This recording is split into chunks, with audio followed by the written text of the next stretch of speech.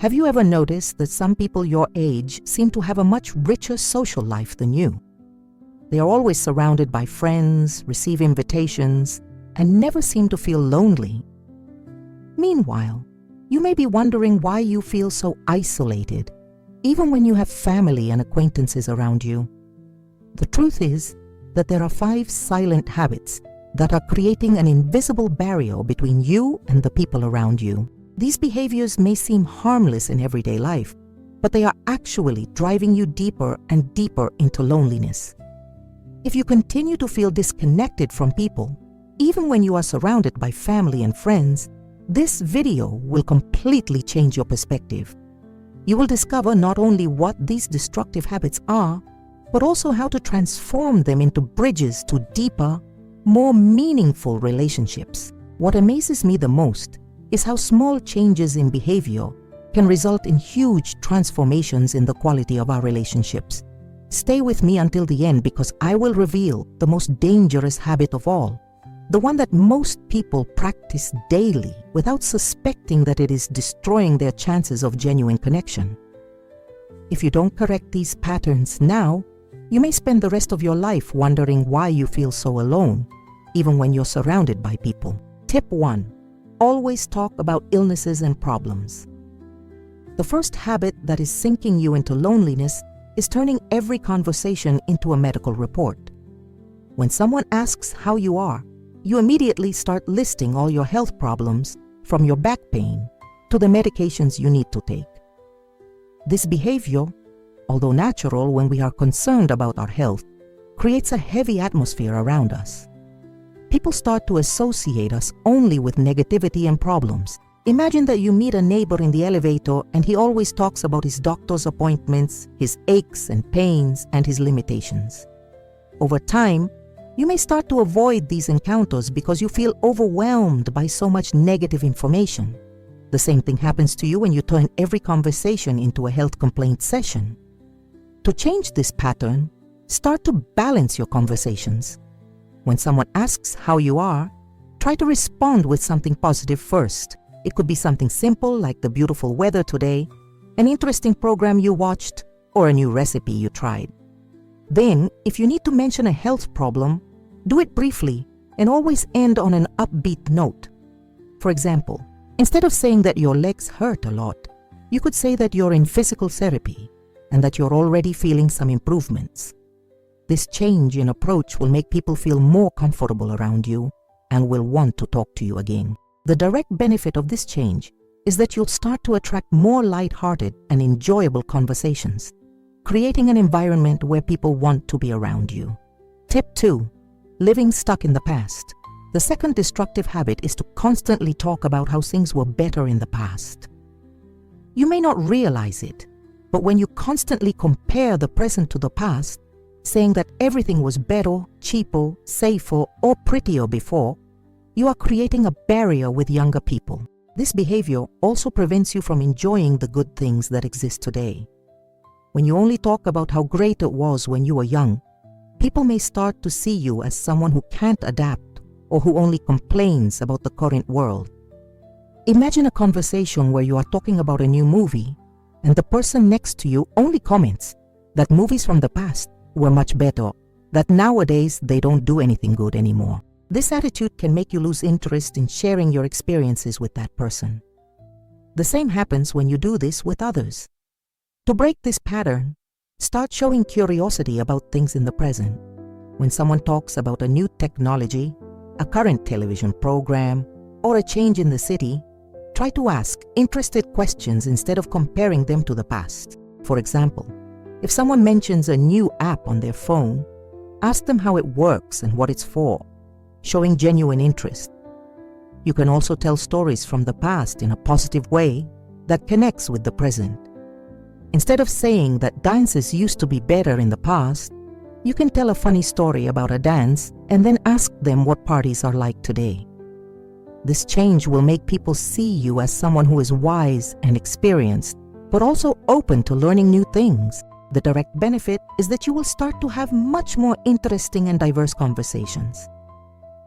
Tip 3. Don't show interest in other people.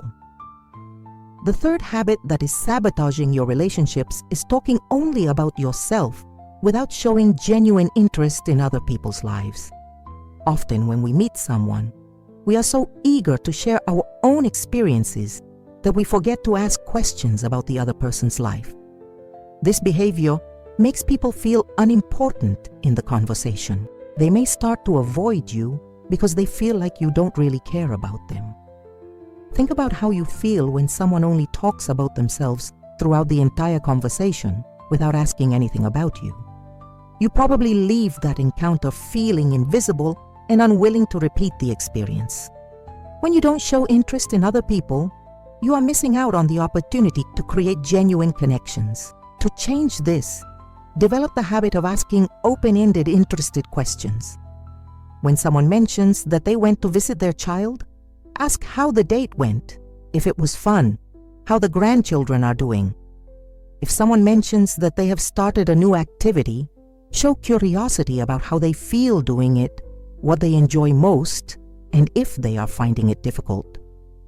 The key is to ask questions that allow the person to talk more about their feelings and experiences.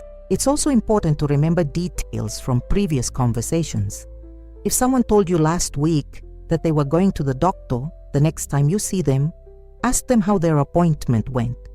This shows that you really listened and cared about what they had to say.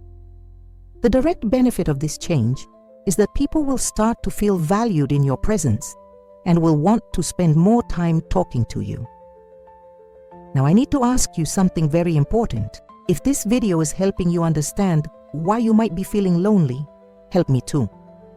Subscribe to the channel and activate the bell so you don't miss any new content that can transform your social life. And tell me in the comments where you are watching this video from. Your participation motivates me to continue creating content that really makes a difference in people's lives. Tip 4. Always say no to invitations. The fourth habit that is isolating you is automatically declining every invitation you receive. You may think that it's easier to stay home, that it will be tiring, or that you won't meet anyone interesting. But when you always say no, people stop inviting you. They start to assume that you're not interested in participating in social activities and naturally stop including you in their plans. This is a very dangerous cycle because the less you go out, the fewer opportunities you have to meet new people and strengthen existing relationships. Imagine that you have a neighbor who always invites you to have afternoon coffee or a walk in the park, but you always decline. After several attempts, he or she may stop inviting you, thinking that you prefer to be alone. But the truth is that you may be missing out on valuable opportunities to connect. To break this pattern, start by accepting at least one invitation every 2 weeks. It doesn't have to be something big or complicated. It could be a coffee date with a neighbor, a walk with a friend, or a visit to a relative. Even if you feel a little lazy or anxious before going out, force yourself to go. More often than not, you'll find that you've had more fun than you expected. If you really can't accept a specific invitation, always suggest an alternative. For example, if someone asks you out at night and you'd rather not go out after dark, suggest a daytime date. This shows that you're interested in their company, you just need a different time. Also, start extending invitations yourself. Invite someone to meet for coffee, visit a local fair, or watch a movie at home. When you take the initiative, you show that you value the friendship and want to spend time with them. The direct benefit of this change is that you'll start to have a more active social calendar and feel less isolated. Tip 5. Criticize everything and everyone. The fifth and most destructive habit is to always have a negative criticism for everything. Whether it's about the government, today's use, grocery prices, traffic, TV shows, or any other topic, you always find something to complain about. This constant criticism creates a very heavy energy around you. People start to feel tired and drained after talking to you. They may even agree with some of your criticisms, but when it happens all the time, they prefer to avoid your company. Think about how you feel when you're around someone who only complains and criticizes. You probably leave the conversation feeling bad, discouraged, and wanting to be somewhere else. The same happens to people when you engage in this behavior. Constant criticism also prevents you from seeing the good things around you, making you a more bitter and less socially attractive person. To change this pattern, develop the habit of finding at least one positive thing for every criticism you make. If you're going to complain about the weather, also mention something positive, like how the rain is helping your garden plants. If you're going to criticize a TV show, mention another one that you liked or are enjoying. Also, practice going a whole day without criticizing anything.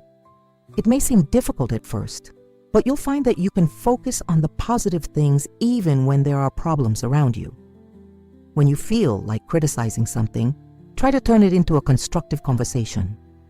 Instead of just complaining about high prices at the grocery store, you can talk about ways to save money or places where you've found better prices. This approach makes the conversation more useful and less negative.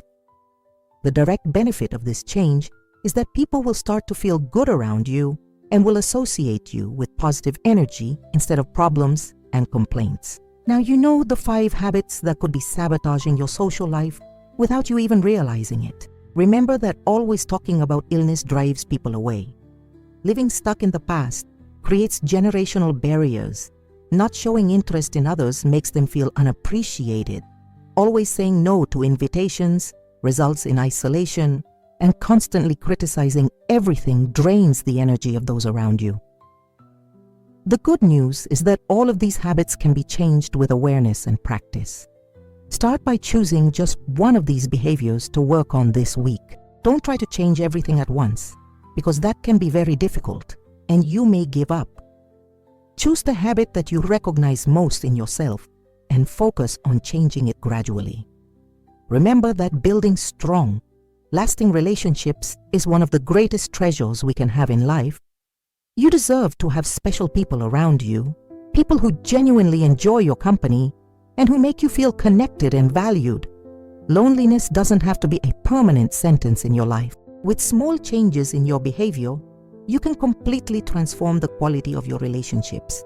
Now tell me, which of these 5 habits did you recognize most in yourself, and which will be the first one you will work to change?